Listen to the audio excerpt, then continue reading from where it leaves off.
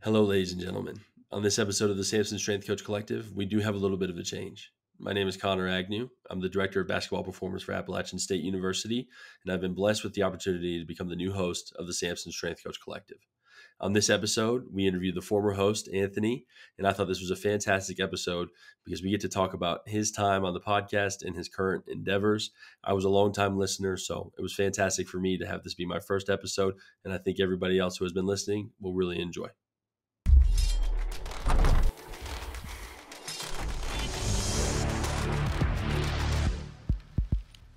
Okay, ladies and gentlemen, we have a very special episode today. We have decided to bring Anthony on as a guest as we transition host. And so welcome, Anthony. Thank you. I appreciate it. It's funny you use the word special. I'm like, I'm like, oh yeah, special guest, special episode. Yeah, I don't know about all that, but it is special for me though. So I appreciate you guys having me on. Definitely, it's really cool. We're doing this whole pass the torch thing. When you guys brought me this idea, I was like, oh, that's super cool. Definitely, not necessarily needed, but it is nice to be able to give a little send off to all the people who bared with me and like listen to me ramble for the couple of years that I did this. So thank Well, you. I'm sure it'll be weird for both of us because I've been a listener for a long time. So now the roles are completely flipped. And so I think I'm very interested to see how this podcast will grow. But I mean, I'm extremely grateful to be able to speak with you before, I end up taking over the duties. So thank you so much for coming on. Yeah, no doubt. And it's cool that they got a listener to do it too. Like I think that's really important too, right? Sort of like I don't know, like a hiring in-house type thing. You know what I mean? Where it's Yep. like you have somebody who like understands like some of the I don't know if there was like a certain trajectory that the podcast was going, but I think there was a plan, obviously. We had, what I mean? So it's cool that like you brought somebody on like yourself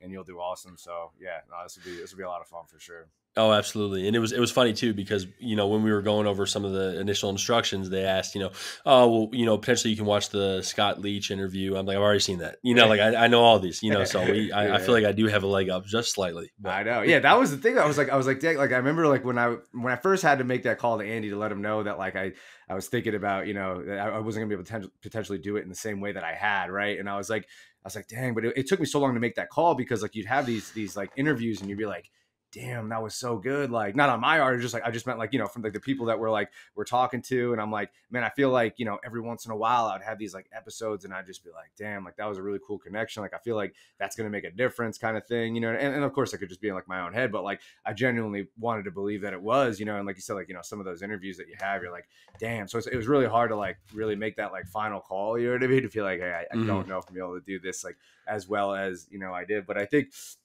it was one of those things where like I started doing the podcast because it was like right before COVID, and it was like, I had gotten interviewed, and then how they were doing it where it was like a rotating host schedule and stuff. And so I hosted one and I was like, oh, that was kind of cool. So like I started hosting it, and it got to the point when I left UConn, I was like, all right, like I want to like try to get good at this. You know what I mean? I want to try to get better at this. So it was like, I don't know. It's just one of those things where, it's like you feel like you're in a position where you're like, I have some things to say, you know what I mean? And then it's like, and then, your career kind of transitions a little bit, and then, things get busy and stuff. And you're like, all right, well, I want to make sure that like somebody's doing this who like can be all in on it. So I appreciate them, going out and getting you, Connor.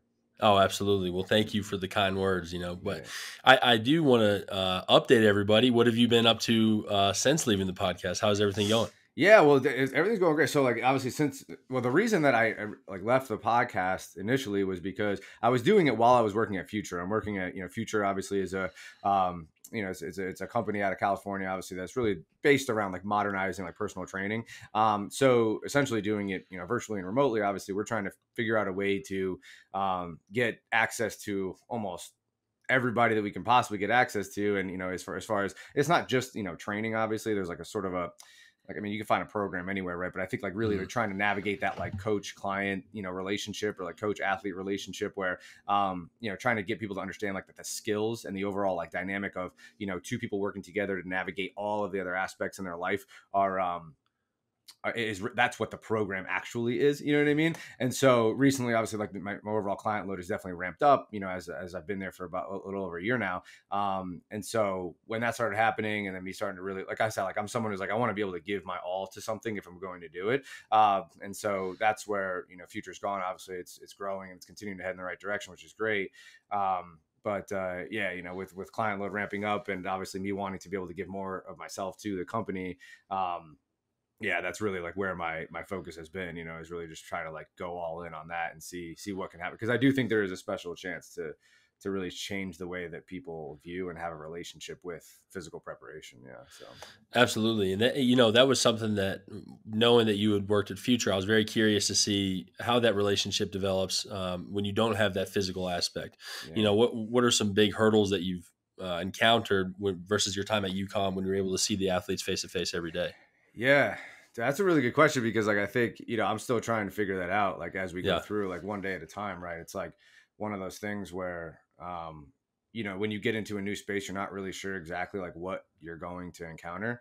And then I think like once I, got into it, I was like, okay, so there's a lot of like connection based things going on here, right? Which is pretty similar to how you need to approach it when it comes to collegiate athletics, right? Like you need to have a foundation of trust, or else, the athletes are like, the old adage of, they don't care how much you know until they know how much you care kind of thing. Hmm. And so, it's different though, like you said, without that physical aspect. I wasn't sure how we would be able to get people to feel like there was like a level of like accountability and a desire to continue to go like create a better relationship with training and working out from my house essentially, right? Like I didn't know how Hmm. that was going to happen. But I think from the feedback I've got from a lot of my clients, are like, oh, we see how passionate you are about the plans that you put together for us, and the way that you approach this thing each week. And so even though, yeah, I'm thousands of miles away, I feel obligated. I feel a sense of accountability and drive to want to go and execute the work that you put obviously a ton of thought into, right? So Hmm. there's that aspect of it. And I think really what it comes down to is like getting people to understand and feel that feeling of like there's a connection that you and I have, and we're making decisions in terms of like a partnership dynamic, not just a I tell you what to do and you go do it kind of thing. And that, so again, like as I walk through this, I feel like there are so many parallels being created between that. It's really not that much different than the things that you have to do every single day, right? Like I think Hmm. it's really built around just trying to figure out, you know, who these people are, what they care about, right? And let them know that I actually care about them. Because in a virtual setting, there definitely can be a transactional nature to it, right? And I think that can happen even in the physical setting, right? It's like, hey, you provide me this value, and I pay this amount of value for that. I pay this amount of money for that value, and although I think that that's probably like an underpinning quality at times, and I think that the transactional nature definitely is that, like, you need to provide value for sure. I think how we go about doing it is definitely more like a humanistic approach, where it's like we need to figure out like what makes these people feel, you know what I mean, and what's going on in their lives. And I want to let them know that like I genuinely care about giving them the tools to be able to navigate all the other things in their life, so they can essentially, like I use the word phrases like stay in the game a lot, because that's really what it Hmm. is. It's you're trying to stay in the game, you know what I mean? And so yeah, it's a little different than the physical setting, but I think it's a lot more efficient, if I'm being honest. You know what I mean? I think like as far as like the amount of people I'm able to get access to and have an impact on, obviously changes when you're not literally there for every single session that's taking place. But at the same time, you're not there for every single session that's taking place. So there's some Yep. challenges that arise from that. Yeah. So Absolutely. And it's interesting because obviously I work currently with App State yeah, with both basketballs. So there's a lot of that in-person training, but I do have online training clients, and I feel like it's made me a better coach because of what you talk about, that there's more of this humanistic aspect to it. So yeah, I feel like, I mean, obviously I'm still a young coach. There's, so much room to grow. But sure, one of the biggest things to me is, okay, well, with the in-person coaching, especially with working with collegiate population, I feel like I have to be more of a fit in that coach mold and that coach standard. Whereas yeah, when I work with our online clients, it's more like, okay, well, I do want to get to know you as a person. I want to develop that relationship a little bit better. There's not this initial, you should respect me because I am the coach. right, It's more of a, we have to build a relationship. So I found out that it doesn't kill you to let your athletes know that you're a human being. yeah, Like I slept in until 9 a.m. yesterday, and that's okay. yeah. I'm not this Terminator. I don't know if you've seen the same thing. Yeah, no, I absolutely have, because I think that there's like, and I was a little afraid or like hesitant to like mention that at first, like when I was working in like college football, I got close enough with the guys where like they would understand that I'm a human, and then I would have like days where they'd be like, hey, what'd you do this weekend? I'm like, oh, like I ate some ice cream or something like Yeah. that. You know what I mean? They'd be like, oh, like you eat ice cream? And it's like, yeah, dude, like I still like, what I mean, whatever it was, it might have been ice cream or whatever. But like, yeah, man, I got this like crutch with like cereal, like on the weekends, where I just crush cereal in there, something like that, right? And so it shows them like, all right, yeah, like there is like a human side to him, and it's like, I think creating that balance where they know there's that human side, but they also understand and see you as somebody who's like completely dialed into trying to live this like this life that or like fulfill this like calling of trying to be something more at all times. I think like players really respond well to that. It's like, oh, like I see that he's trying every single day to hold himself to this particular standard, and that remains consistent no matter what. It's not to say that he's always going to execute that standard, but they see that emphasis there. And I find it's the same thing here where like, I'll have a client be like, hey, yeah, like, sorry, I slept in this morning or something like that, right? Like, missed my workout. I'm going to try to get in a little bit later. Or, hey, man, I'm dragging today. And I'll admit, I'd be like, at first I was like, should I not say that or should I say it? But I was like, yeah, man, I'm dragging too. Like, totally get it. Monday morning, man, I'm feeling, I'm feeling the post weekend blues and stuff like that. And I need to get my butt in gear too, kind of thing. So, yeah, I think that like showing that human element is huge, you know what I mean? But also, let's be honest, like there's a reason that they look to you for answers. Like people will do whatever they need to do and they will, either pay or invest, or I guess is a better word, right? For something that's going to solve problems. Right. And I think that like, that's what we are, right? We're kind of like problem solvers in some way, shape or form. And it's like the word coach you know, kind of sums it up in a little bit too much of a reductionist approach sometimes. You know what I mean? I agree. I agree. There's like so much. There's so many things. It's hard to like explain. Like people are like, what do you do and stuff like that. And I'm like, well, here's what I do. But and it's like you wish you could like sort of have like sort of like encapsulate all of the like random scenarios of problems that you've had to solve or whatever, whether it be like athletes or clients or stuff like that. But it's just like you don't even remember half of them because they're so random. Like the things we come across in like coaching, like people will not even understand. They're like, what? I'm like, yeah, like it's just, I don't know, like whatever it is, you know what I mean? Like you probably have a ton of stories too. So it's like the list goes on and on. But I think showing that human element is super important for sure. Absolutely. It's just funny you say that because it's just endless stuff. We have players I work with right now who, like if I even tell them to go close to the assault bike, they'll have a meltdown. So it's figuring out conditioning from there, so it's just so funny because I agree with you. It's such it's an umbrella, of everything that you eventually cover within strength and conditioning. So I'm glad that you've had the similar experience. So, transitioning from UConn to future, what's the biggest difference that you've seen and what's the kind of biggest benefit that you've seen from making that transition? Yeah, I mean, there's a lot, I think the biggest piece for me was like, I wanted to continue to like develop as a person, you know what I mean? And it's not that that wasn't happening at UConn. It was just obviously when the deal, when you work in college football at times, depending on like the dynamic and what you're doing and how committed you are and how committed you want to be. And then like, what's required of you for that particular job at that particular university, right? Every university is different. You could be developing like pretty significantly in terms of your career, but I felt like I didn't have anything else to me. You know what I mean? I was like, I wasn't pursuing any other interests, right? It was, I didn't have any other personal interests, right? And not that I care like that much about like a social life or whatever, but I was like, well, I'm approaching 30, like I should probably get a girlfriend at some point, right? Probably start like, moving in some direction, right? And so it's like, I think that's been the biggest piece for me is like now I'm able to pursue things like jujitsu. I always wanted to get into jujitsu, right? There's a ton of work that I've been wanting to get done on some of the trucks that I have with like my father and stuff like that. And obviously start to pursue, like I said, like that social aspect and really start to like move forward with but still be able to like scratch the itch of impacting people. And like, I like working. Like I like completing tasks. You know what I mean? I think that there's something like, I think I like everybody enjoys completing tasks, but I like the idea of like, feeling like the work is complete, week to week. And I feel like Future allows us to do that, where they give us the autonomy to be able to approach the craft in the way that we feel is best for us and the people that we're working with. And also, like I said, like, the big emphasis on the us, right? Like they really want us to feel like we have that, I guess like the work-life balance is the term that people use, you know what I mean? But I think like that was the biggest thing for me, is like I wanted to feel like I was going somewhere as like a human too, you know what I mean? And I was also Absolutely. like, my commute was pretty long and like, the days get long and all that kind of stuff. And so it's not to say that like, it's not to say that like working at Future is like, oh, like I don't have like hard days. Like, of course you're going to have hard days. You're going to have obstacles. You're going to have all these things. But I feel like I have a little bit more control over like how I approach those things, how I problem solve.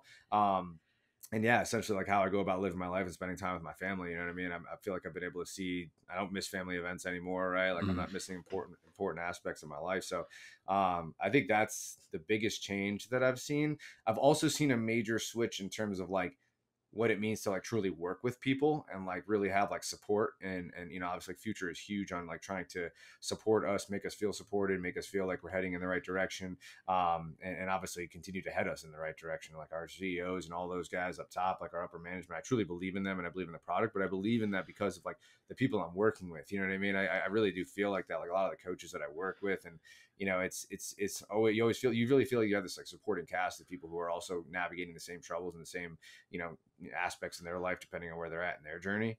And I think the interesting about Future is like you can get people who are like just starting their journey, and then people who've been in this game for like, you know, 25 years, you know. Yeah. So that's been really cool. But I think that that's really like the fun part is like I feel like I'm able to do what I really really enjoy doing in a setting that sort of like makes you feel like can still like pursue other things in your life, and that you have like an actual normal job. You know what I mean? And normal, Mhm. not in terms of like boring or like regular or anything like that, because it's anything but the idea of like, hey, like, you know, when Friday comes or whatever, it's like I can decompress a little bit. I can have a detachment from the actual craft itself. Whereas, you know, like I said, when I was working in college football, I felt like that was just all there was to me. It was just that. Absolutely, you know, and so I previously worked with football as well at University of Tennessee as a GA, Oh, and nice. you know, I mean, you know how those times are. It's 4 a.m. to 7 p.m. You know, and it's just Yeah. you just have to grind through it. So Yeah. that really resonates with me about what you're speaking to, and that was a big reason of me moving to App State was because you know my parents now live 2 hours away. I was able to go see my dad for Father's Day. Nice. I've seen my mom on Mother's Day. You know, the times previous to that, I was in Texas, and so I saw them, I think, maybe 2 times in a whole year. Yeah. And then now it's been probably 12 times since I've moved here. So I don't want to put words in your mouth, but for me, I feel like it makes me a better coach, you know, to know Yeah. that I'm taking care of the people who have also taken care of me, and I get to recharge my batteries as well. And I mean, I'm a big family person. So seeing my family that limited amount really hurt me. And to Yeah. be in a position where I can see them all the time and spend that time with them. And then also time with my girlfriend, you know, I mean, I don't know if you have a girlfriend now. You talked about that's a goal, but I I mean, do it's now. Yeah. okay. Yeah. There you Exactly. go. Absolutely. Yeah. She does not love the 7 p.m. arrival. You know, it's Yeah. crazy, but I understand it. So, Yeah. you know, and to what you speak of too, of, you know, outside people, I feel like understand it, you know, a little bit about my career. You know, October to March, I'm not available, you know, Yeah. because it's basketball season and we're just rolling. So, Yeah. I mean, I feel like it makes me a better coach when I work with our athletes. It allows me to be refreshed and allows me to not have these kind of outside feelings come into my work, I feel. Sure. Yeah. Yeah. And I think that that's, you know, there's a part of it too where it's like, you know, because a lot of people listen to the podcast, right? And like, you know, like, all right, like, yeah, I'm family oriented too, but like, I'm okay with whatever. And it's like, well, like, I think there's like being family oriented, and then there's like, hey, man, now like my family is like literally the only thing that actually matters to me. You know what I mean? Yeah. And like, that's it. So it's like for some people it works. Like some people they could just do that. You know, some people would be like, hey, yeah, like whatever. My family lives like, you know, thousands of miles away from me, and like I'm just cool with it. And like, you know, this is my job, and this is what I'm pursuing. And I think, you know, that's fine. And I think, you know, at times like that might not necessarily be how you are for your whole career too. Like sometimes it might be how you are just at the beginning of your career, and then, you know, you kind of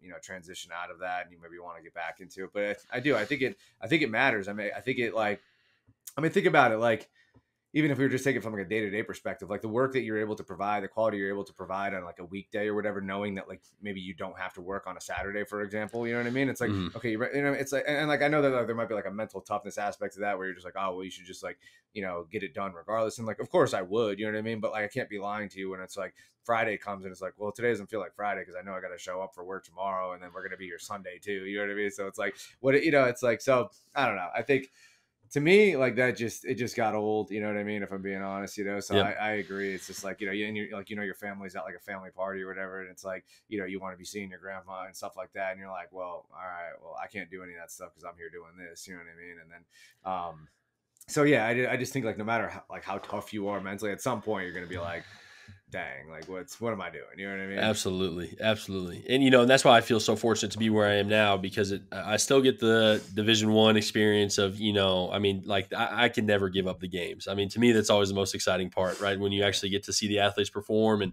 Yeah. when you see players do, you know, potentially some things you've helped them do that, you know, they may have not have been able to do prior to the season.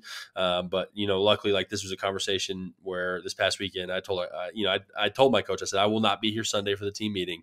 I'm going to go see my dad. And she's like, Yeah. yes, absolutely. Yeah. So I feel very fortunate in the situation I'm at, but certain situations, like you said, can really drain, and kind of take away from what you can provide to other people. So Yeah, for sure. I think that context is huge too, because it's like, all right, so like that, like when you're working for somebody who is like obviously like coach is like, yeah, like go see your father or whatever. Like in your mind, you're like, all right, well now I want to do more work for that person too, exactly. because that person gets it, you know what I mean? And so like they seem like a reasonable, rational person, you know. It's like when I come back to work, like I'm gonna go a little bit above and beyond for them for letting me do. Not that like they shouldn't let you do that. Of course, it should be standard practice anyway. But there's just something to be said. Like, hey, we all understand the stakes. We all understand the world that we're living in. You especially understand it. Obviously, working in collegiate athletics, it's like, yeah, it's not the most normal job. So the fact that they were willing to let you do those types of things, you're like, all right, hey, I get it. You know what I mean? That might not have been the easy decision to make. And like, I know this is like kind of like a, year round, like week round thing. We just don't stop. The train never stops going, but I appreciate you letting me stop for a second and go and see my father.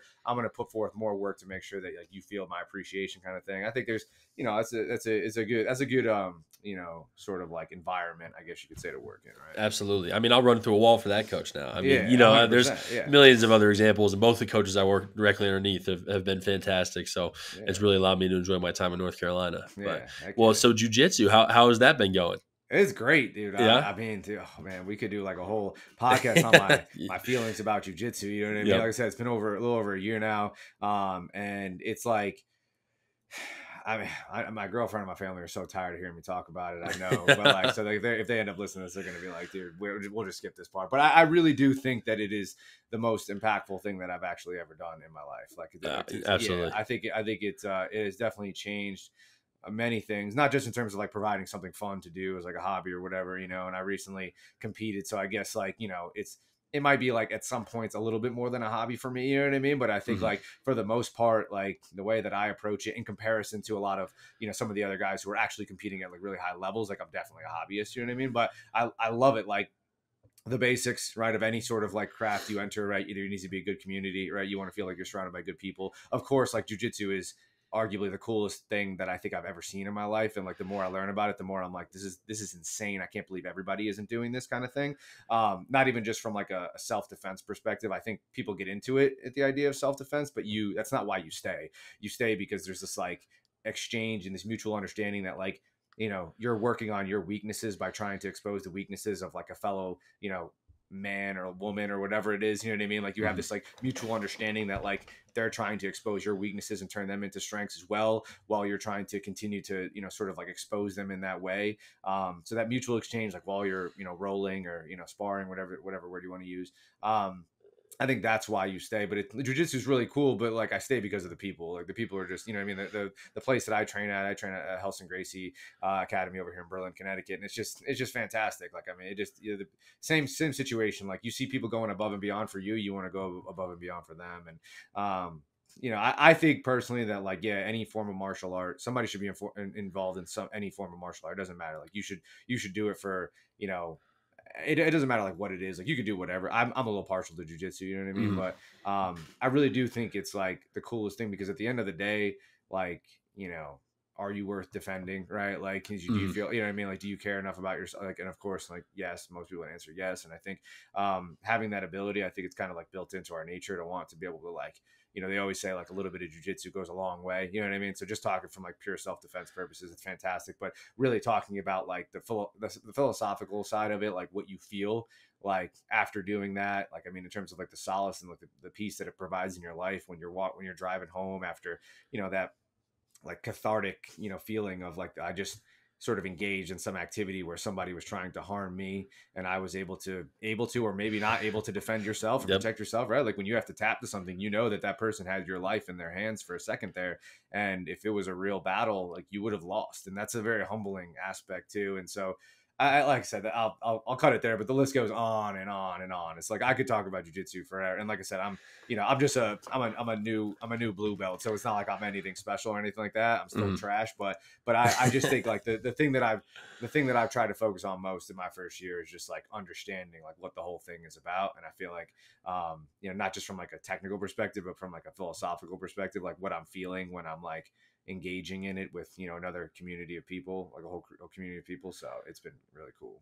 So I'm a blue belt as well, and so I Oh, nice. identify with everything you're saying. Yeah. Right now I'm the stereotypical blue belt. I haven't gone and very frequently in the past couple of months, but the Yeah. running joke amongst my friend group is that it's like, I don't know if you've seen like on Twitter or something. It'll be when men turn 30, they either choose smoking meats or World War II history like as Yeah. their hobbies. And my joke is that when strength coaches turn 30, they either choose jujitsu or CrossFit. 100%. Those are the two that they usually divide into. So, 100%. but I will say the one benefit to strength and conditioning is, I mean, I'm awful at basketball. I really can't play. I'm one of the most uncoordinated people on the court.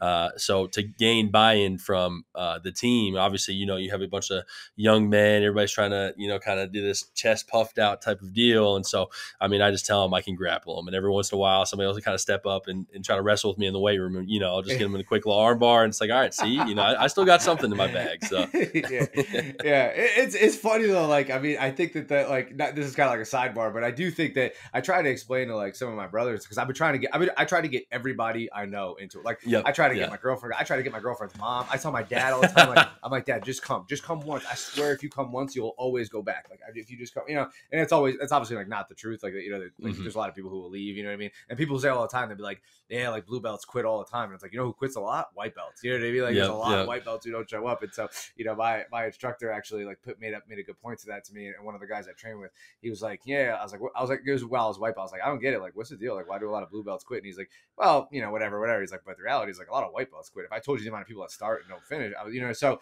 I think like, but there is something to be said about like if you were to get into some sort of like you said, like some sort of grappling exchange with somebody who has like doesn't like speak the language of jujitsu. I mean, think about how awkward it looks, right? When you're like doing jujitsu with somebody, like if you're not like, it's like if we like entered this like bubble and it's like, all right, like, I can speak German or whatever, but you don't know a lick of German, it's just, it's gonna be awkward. You know what I mean? And that's like how it feels like sometimes when you're like, all right, well, and that's why I tell people, I'm like, hey, listen, so like if you're like a man or a woman and you're in a situation where somebody's really trying to take advantage of you, like in public or or maybe not in public, maybe in private somewhere, and you're not sure what to do, like a little bit of jujitsu goes. I mean, you could train jujitsu for like, in my opinion, like if you went like consistently for like 5 or 6 months, you give yourself a little bit of a shot. You know what I mean? You give yourself a chance, even if like a bigger opponent. You know what I mean?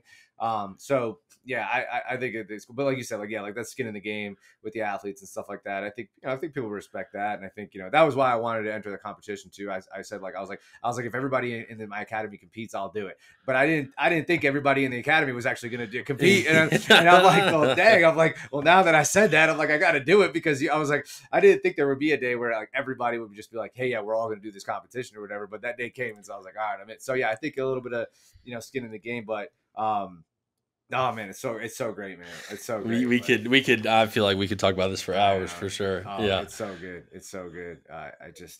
I'm going to the midday session today as soon as we get out of this. That's awesome. That'd be fantastic. I remember, like it would be at Texas Tech. It would be, about 3:55 p.m. And I'm like, okay, if I, I think if I speed a little bit on this, main road, I could potentially make it in time. So but I think it's fantastic. And if any coaches are interested in doing it, I would say definitely just go to your first class just to try it out. So, yeah. And I think the last thing I'll say, like, I mean, unless you want to continue talking about, I know you have an agenda for the podcast, so you let me know. But but I will say that, like, I think there's a lot of like misperceptions around jiu-jitsu, and that's why people don't get involved to begin with. Not that there's like a bad like sort of reputation. I just think people think it's like this like ultra violent, ultra aggressive thing, and it's, if I'm being honest, like, I know they call it the gentle art, but like it is anything but gentle on your body. You know what I mean? I think that there's we recently had it was Chris Burns. He's a black belt under Hicks and Gracie, and he came and did a seminar at our academy. And he was talking about like, he's like, the gentle art is the fact that like, if you try to attack me, the gentleness is the fact that I'm not going to kill you, even though that I know I can. You know what I mean? He's like, but in the process of me trying to defend myself and obviously subdue you and just get control of you so that you don't harm me anymore. That's anything but gentle. But I do think that like, that doesn't need to be everybody's experience. You know what I'm saying? Like if you're someone who just wants to do it because it really does. And I think I'm reading this book. It's called On Jiu-Jitsu by Chris. I think it's Chris Matakis. Yep. I'm familiar. Yep. Yeah. So, he talks about how like, it's like one of the only things in his life that trains the physical, the mental, and the soul. Right. So like a lot of sports, like team sports, will train the physical and the psychological. But does it really like train your soul? And I think like that's where jujitsu comes into play. And so it doesn't have to be this like ultra violent thing. Like say I mean, it's for everybody. It really is for everybody. People say it's not for everybody, but like you can make it whatever you need it to be. If you're someone who just wants to go twice a week and you have like a family and you have kids, and you want to go and just, you know, you want to learn some technical aspects, and then you want to be able to try to just maybe do some light rolling or whatever for like maybe 15 to 20 minutes and just try to like, you know, continue to progress in that way. And number one, be able to like step off the mat with the ability to show up the next day kind of thing and still feel good about yourself. And obviously train, you know, there's obviously a strength component, there's a movement skill quality, there's a stamina, there's a work capacity, there's obviously that mobility, right? And it's all in like a very specific way, you know? So it's like, you know, if you want it to be that, it's fine. If you're a younger kid and you want to show up and you want to go hard or whatever, like there's, you know, it depending, like if you get involved with a good academy where there's like a mutual understanding of how you guys want to approach things, like it could be whatever you need it to be. And that's what I tell my brothers. I'm like, I'll come home and I'll be like, yo, my neck is jacked up, right? Or like something like that. And they'll be like, oh dude, I don't want that. Or like, I'll have like some sort of scratch. Like, I don't want that. And I'm like, no. But like, it doesn't have to be that way. You don't have to be a dumbass like me who's like too stubborn to tap to an arm bar or something like that, right? And that's why my elbows hurt when I'm benching. Like you don't have to be that guy. You know what I mean? Like you could just have some fun with it. You know what I mean? I think like, you know, so yeah, that's my pitch. Like you can make it whatever you need it to be to make it work for you, and you will feel incredible at the same time that you feel terrible. You know, exactly. I'll never forget. I think it was the first time we live rolled. My friend and I, who's another strength coach at Texas Tech, and I planned to get sushi afterwards. And I was like, I don't think I can swallow. You know, like I got choked out so much today. Like it physically is painful to even like swallow right now. So. Yeah, that instant sore throat. I always know when I tap to certain things. I'm like, that's gonna be an instant sore throat. Like I know I'm gonna wake up in the middle of the night tomorrow. So how long have you been training for?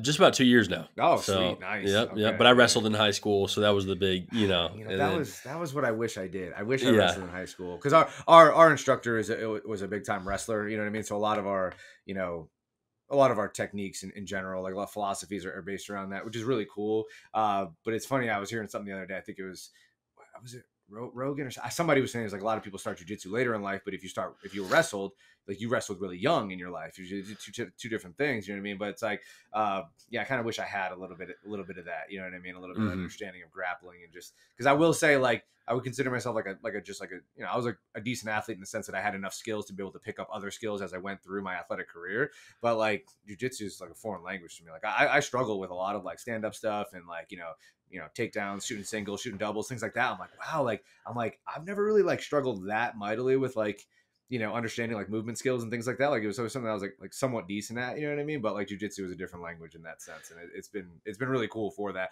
Oh, also the last thing I'll say, how many times once you stop playing sports, how often do you get coached? Like I haven't been coached. Oh my goodness, yes. You know what I'm saying? Like I didn't realize it until I was like sitting on the mat one day and I'm like, I show up to this place and they coach me. I don't do any coaching. Like how many coaches listen to this podcast get coached in something? You know what I'm saying? Like whatever it was, like it doesn't have to be jiu-jitsu.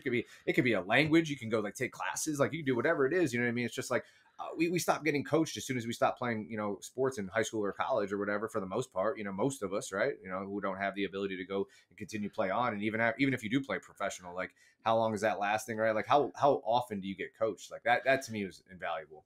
It was like I remember the first time somebody coached me in jiu-jitsu, it was like a whole body like shudder. I was like, what? You know, like this is just so weird. Yeah. You know, I got defensive. I was like, no, I'm doing it perfect. Like, how could I not be perfect right now? You know? But don't you understand? Again, I'm a strength coach. I know movement skills. I know this. I know all of this. There's nothing I can learn. There's nothing. So, exactly. But you know, again, I feel like that's also made me a better coach because it has just exposed me to different styles and, you know, certain situations that I see pop up in the mats. It's like, okay, well, you know, something very similar can happen in the weight room. And, you know, I might respond a slightly different way because I've seen it work better. Based off of what someone else is doing. So and watching somebody else coach you too gives you those kind of like those concepts of like, I don't know, for me, like I've always liked the idea of being obviously just like being able to express respect for somebody who's like gone through the time and like the years and decades of like, you know, understanding the lineage of like, you know, Gracie jiu-jitsu and all that kind of stuff, right? Like, so I have like a great amount of respect for the guy who coached me, but it's like, you know, I like the idea of showing respect towards like a craft. Like I enjoy like the, you know, the cultural aspects of like bowing before you get on the mats, all this. I enjoy all that stuff. Some people don't like that stuff, you know what I mean? Like it's fine. But like I always kind of like wanted, you know, the athletes and people I worked with to approach the craft of training in the same way. It's not always going to be that way. And a lot of times it isn't, especially with the younger kids. But I think like, you know, that to me is an aspect that I love. I like sort of like demonstrating respect, and like obviously the discipline that comes with that to like respect, the craft of that. And I think, naturally that comes with getting a little bit older. But I always felt like I think now, like seeing that, I'm like, oh, like, yeah, this is what I've always kind of wanted. So you want to be a good student, like you want to like show Absolutely. that like you can be a good student. I think that's a lot of fun to like demonstrate the ability of being a good student. As much as I want to skip the warm ups, I will still force myself to go. So, But dang, do I want to skip those I want to skip warm-ups. those warm ups so bad. I want to skip them so bad. I had the option the other day. I was right about to go to class. I was like, I'm starving. And I had this like chicken chili dish. And I'm like, I could eat this chicken chili. And I was like, but if we do one of those tough warm-ups, like this is going to be a bad move if I do this. Yep. And I was like, I got like a 50-50 shot. Like he might crush us today. He might not. I was like, but I need this chili. And sure enough, I ate the chili and we showed up and we had one of those warm-ups. And I was mad at myself, but no, the slight regret that will always happen with those situations. yeah, But yeah. Unless it's mom's chicken chili, there's never any regret there. you have no Like, choice. You always have to go for it. Absolutely. Yeah, if that thing is available, you don't know how long it's gonna be available for. So you're like, hell yeah, Exactly. give me that chicken chili, all of it too. You jump on that. Yeah, 100%. I'm not leaving any left for my brothers either. Yeah. Well, okay. So I obviously we're transitioning hosts, so I do want to do a little bit of a recap with you. And what was I'm putting you on the spot here, but what was a favorite moment while you were hosting, or do you have a specific episode that sticks out to you, something you really enjoyed during your time hosting? Yeah, that's a really good question. I didn't even think about that. I think like, so I have a few moments. Some I can like identify on air, and then some I can't. Like there's a few moments of like coaches, like after the podcast was over and after we were off the air, talking to me about certain things, and like opening up to me about certain things, and like showing a side of like vulnerability, and like getting a little bit emotional. And to me, like that meant the world to me, that like they like that like our podcast and the conversation that we had in that particular point in time, was able to like reach them and touch a certain aspect of their life that they might not. Who knows? Like maybe they don't talk to anybody about that stuff. You know what I mean? Like maybe they never did, and like that's why they were able to open up to me in that particular way. And that happened a couple times. You know what I mean? So those moments, I was like, oh wow, like stop for a second. Like don't be so quick to like move on to whatever the next task of the day is. Like sort of absorb that for a second, think about that, because damn, I'm like, maybe these conversations really are hitting home with some people. You know what I mean? And so that was a favorite moment of mine. I would say like it'd be tough to choose like a specific episode that I thought was my favorite. I thought there were some like really like valuable ones in terms of like I'd like to think that there were some valuable ones in terms of like information being put out there. The Daniel Guzman one kind of really sticks out, because that one, like kind of the genetics thing kind of like turned me on to like a whole different route. So that for me personally, that one kind of was like, all right, because I ended up going that route and like getting the genetics test and all that stuff. And it was fantastic. It's super cool, that 3x4 genetic stuff. So like, that one definitely stood out, but I really can't like choose like one over the other. I mean, there's been so many like fun ones, but like ones where I felt like, just being able to like get some people on who I could tell like really were excited to be on and to like do the podcast. And I think like what would be even more valuable than like picking like what my favorite, like I would say like those are my favorite moments, the moments where you like touched somebody and they were able to like really feel like this was making an impact in their life. That would be my favorite moment. And I think like the thing that I think would be almost more valuable than picking a particular episode would be to like thank everybody who like really opened up and gave me a shot to like interview them, and or just not even interview, just I don't know, just have a conversation. You know what I mean? But to like take the time to do that, and to like be flexible, and be like sort of like adjust to whatever, you know what I mean, like whatever I threw at them in that particular pocket, wherever the conversation went, because I didn't really have like a ton of plan. Like after a while I was like, you know what, I think the less plan the better. I think we should just talk, and I want to hear these people's stories. So I appreciate them sharing the story. Like there wasn't one person who came on that I wasn't like, damn, like like I appreciated everybody who came on. Like it really meant a lot to me that they were willing to do that and to open up. And a lot of coaches were like really honest with me about things. And I think that there was just some like really like cool conversation. And I think the thing for me is like I wanted to feel like there was some sort of level of like completion to each episode, and to where like these people were really able to like express the thoughts and the ideas that meant something to them, and highlight their careers. Because I wanted to get to a point where eventually I wanted it to be like sort of like the strength coach archives or the chronicles, right? It's Mhm. like, have some of these people back on in like a couple years and see where they're at now, and like, stuff like that. So I appreciate everybody, literally every single person, every single episode. There wasn't one episode where I was like, oh man, that was like boring or that wasn't great or whatever. Like everybody was just like fantastic, easy to talk to, like really friendly. Like, and that to me was what I needed as I was transitioning away from UConn. Really made me feel like I was still sort of like in the strength game, and like, also like getting the good side of it. The amount of good people in that industry and in the strength and conditioning industry, you know what I mean? It's like, there's so It's many. incredible. Yeah, there's Yeah, so it's many. And, incredible. I think that like oftentimes, there was definitely times in the podcast where I had a little bit of bitterness coming from some of my experience and stuff like that. But I think we were able to turn it into something positive. And I think that like, that to me meant a lot because there's so many like good people that I came across. And I just, yeah, I really appreciate them being willing to like take the time to do that and to be able to provide information and to, highlight all the good things that like, they've done and the good things about this particular industry. But that's what it did for me. It was like, oh, like I get to talk to someone. It would brighten my day because I'd be like, all Mhm. right, you know what? That reminds me, like, there's a ton of good people like in this industry, no matter how tough it may be at times. Like, there's good people trying to do good work, and so yeah, that was probably like the best part of it. Absolutely. And I think one of the things that made this podcast stand out the most to me as a listener was, I feel like a lot of podcasts do try to go for like the heavy hitter names and people who everybody knows and are really popular on social media, where I would get introduced to new coaches who were putting out some of the most valuable information I've heard, Yeah, in maybe lesser known spots, or they don't have that social media presence because they just don't invest that time into putting yeah. themselves out there in that realm. So, I really appreciated it. And to speak to what you're saying about, those genuine conversations you can hear a lot. So I can only imagine how those conversations went afterwards once there was no more recording. I'm sure it was amazing. Yeah, no, it really was like it was eye opening too. You know what I mean? I was like, man, like there's people out there who are like really, really, thriving and struggling in that industry at the same time, and Mm. that's what I felt. I'm like, man, there were times where I'm like, this is amazing. Like things are going so well, and at the same time, like things could be going so poorly in another area of your life. You know what I mean? And it's just like that to me was like super valuable because,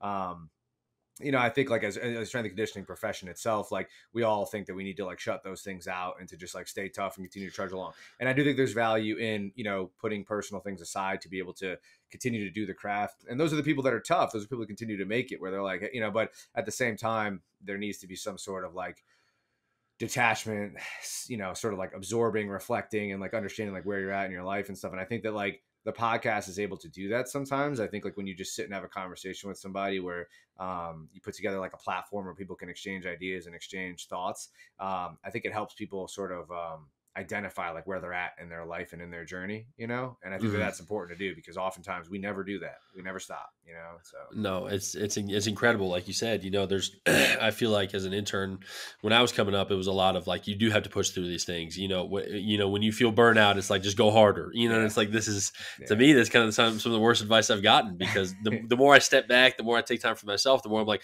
I do love this. There's a reason I want to be in this profession, is because I love the whole process of strength and conditioning, but I do also need to be a human being, and to then be able to, now I feel like very grateful to have this opportunity to connect with all these other coaches, and like you said, take that step back and kind of identify where I'm at and then grow as a coach from there. Yeah, So, yeah, for sure. well, I know we're reaching our end of our time that we have available. I did have one question for you. It's not even a question, more of a statement. I wanted to give you the floor for you to say anything you'd like to our listeners, to kind of give your final piece as we make this transition. Yeah, for sure. No, I appreciate that. I kind of thought that there might be something like this, like on in Yeah. the interview. I don't know if he's gonna like, so I Well, I don't. had to give you your flowers. I couldn't just be.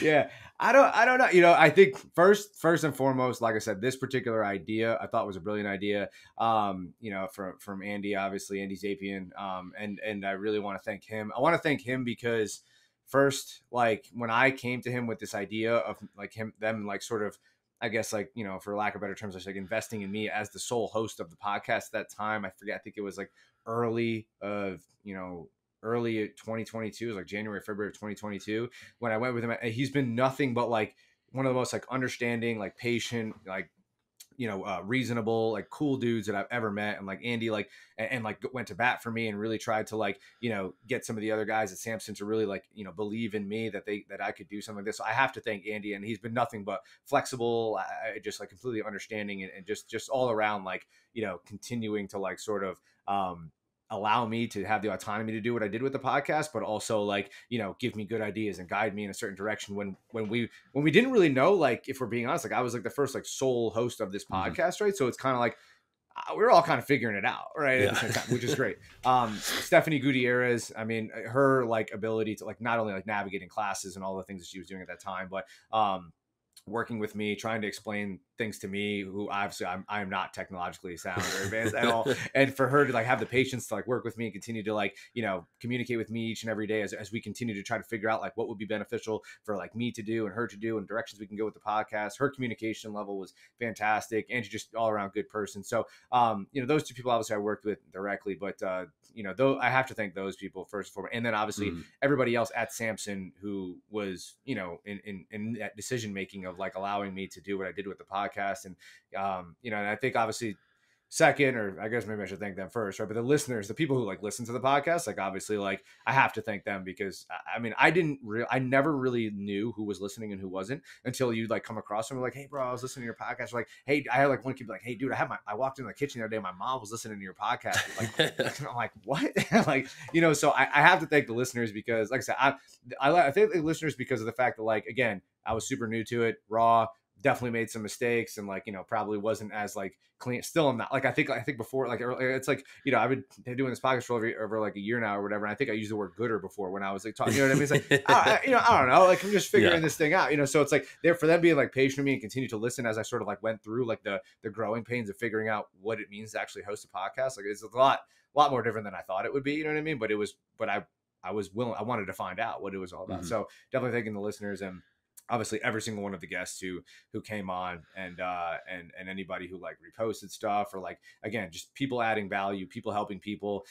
So many of our guests were like, just they provided value in so many different ways. Like I feel like there were so many different types of episodes. Like some were similar, then there was like these couple that were like just kind of different in the way that like what we talked about, how we talked about it, you know what I mean? And some of the content we were able to provide. Like, I mean, I remember I'm thinking of there was a few that like stand out, you know what I mean? Again, I don't want to like highlight one, but like a few that were just like kind of like different, you know what I mean? Like one where we talked about the Katie Save Foundation, things like that. It just, there's just all those. So like just so many like different types of podcasts that touched on different types of feelings and emotions and stuff like that. And so I think it was really cool. And yeah, that was really what I wanted to say, is that the reason that I'm stepping away too is just like, I knew that this podcast deserved more than I was going to be able to give it. You know what I mean? Every podcast I did, I still gave it everything that I had, and I was completely present in the moment. But with, work ramping up and my career kind of heading in a different direction, I think like some of the topics and the things that I'm really passionate about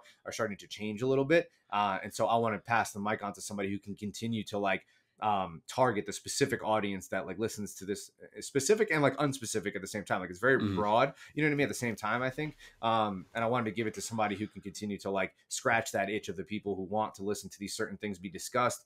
And I felt like if I couldn't give them that specifically, then somebody else deserved to do it. And so here's Connor. Well, thank you. Well, I mean, I do want to say thank you as well. I mean, it was highly entertaining to be a listener. Like I said, I thought it was a podcast that stood out to me. So, I'm very grateful to be able to be a part of this, and hopefully we can take it in the trajectory that you've spoken of. And I promise we won't just talk about jiu-jitsu all the time from here on out. You and I may need to start a separate podcast where we kind of dive deep into being a blue belt. Yeah. But Don't make promises you can't keep now. Yeah. Like, that's one thing I will say as my advice to you as a podcast host. Don't make promises you can't keep. No, I do think though, like, and the last thing I'll say like on that note is like, we just talked about like lineage and respect. And so it's like the conversations that we're having, and none of them exist if like there weren't a ton of people who came before us to be able to sort of like set foundational expectations and really explore standards and explore what works, what doesn't work, and really set the standard and the foundation of like what strength and conditioning is going to be for all of its good and some of it's bad, right? Like whatever it is, like there was a lot of people who came like way before you and I, right? And then there'll be people who come after. And so I want to make sure I pay respect to them. And then obviously like, just all of the people who like mentored me and gave me the tools to even have conversations about anything. Because without thoughts and without sort of the ability to like explain and understand, or the curiosity, right, that was set forth by like some of my mentors when I was working in the private sector, like Brian Holloway, someone like, obviously Brajesh Patel, Eric Klein, like all these guys who like really like sort of like, created this foundation in my mind of like what strength and conditioning and physical preparation should be. It's one of those things where I'm like, I wouldn't even be able to like talk about the things that I talk about without them like setting some sort of like curiosity or like sparking something in my mind. And obviously all of the assistants and guys that I worked with. So it's, there isn't a soul that I came across in the strength and conditioning industry that I didn't feel like was adding value to me in some way, shape, or form. So I appreciate all of them too. So yeah. Absolutely. And I mean, that's the biggest thing I'll harp on, is always the power of mentors and the people who have paved the path for us in the future. So yeah. you are now a path paver for me as well. So I greatly appreciate you. So yeah. Well, I'm going to continue to listen to the podcast now. Now I can listen. The pressure's on. Now I can listen without having to be critical of anything. I can just listen to a podcast, not have to listen to like, oh man, you said something stupid there. Yeah. It's like, bro, why do you sound like that? Like, could you have blown your nose before you did this podcast? Like, why are you sniffling all the time? You know what I mean? Like, whatever it is, I could just listen like without having to like cringe. You know what I mean? So I'm excited for sure. You can be an enjoyer. So exactly. I'm very happy for that, and I'll take over the role of being the warrior in the meantime. No doubt. Well, thank you so much, Anthony. We really appreciate you coming on. No doubt. Thank you, Connor. I appreciate it. Best of luck to you and everybody else. Thank you so much.